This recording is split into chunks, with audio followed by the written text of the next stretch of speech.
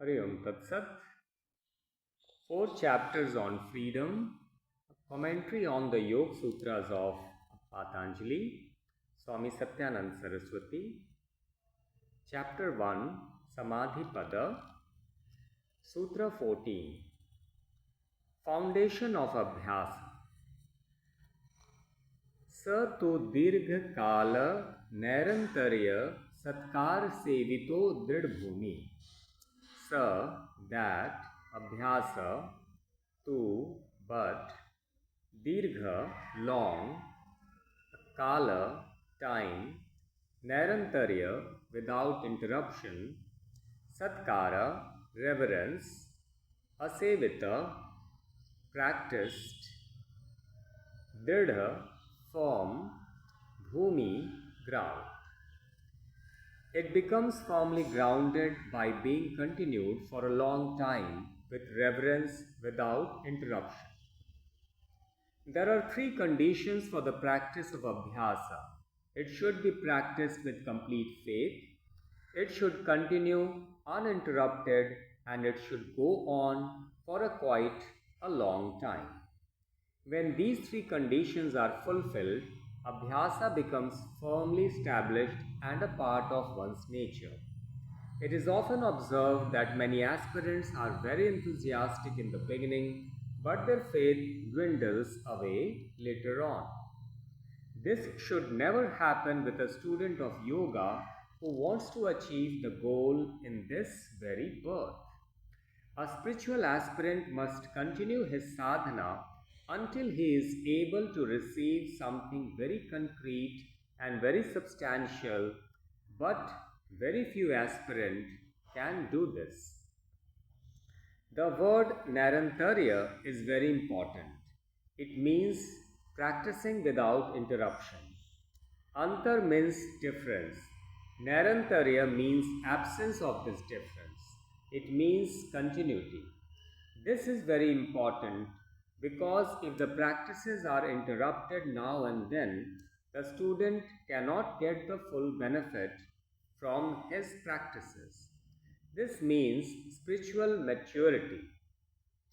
The aspirant must have attained spiritual maturity when he begins his practices, and the practices must continue for a long time.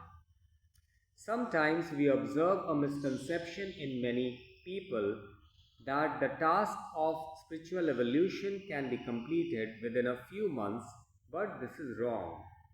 It may take many births to achieve. The aspirant should not be impatient. There should be no hurry or haste. Our ancient literature is full of stories wherein it is declared that it may take many births for an individual to attain the highest goal of yoga. What is important is not the length of time, but the fact that one has to continue the practices without any interruption and until the goal is achieved, whatever time it may take to reach there. One should not lose heart, one should continue the practices with faith.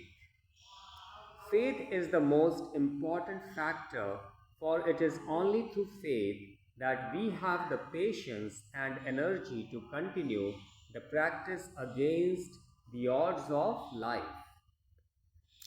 If the aspirant has complete faith in the fact that he will surely achieve the goal through his practices, then it matters little to him when he reaches the goal. The next important point is that one should like sadhana to the highest extent. Just as a mother becomes disturbed if the child does not return home on time, so the aspirant should become disturbed if he does not do his daily practices. He should love his practices as much as he loves his body. He should be as attracted towards the practices as he is towards a sweet dish of his choice. The practices can produce the desired result only if they are done with love and attraction. There should be no feeling of compulsion, but one should do the practices willingly. This is the meaning of satkara.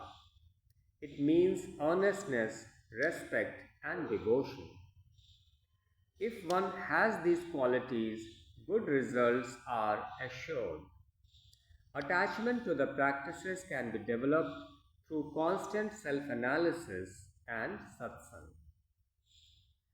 Patanjali declares that if we practice abhyasa with faith and conviction continuously for a long time, it will definitely bring about a blockage of the fivefold vrittis of the mind. Harihi Om.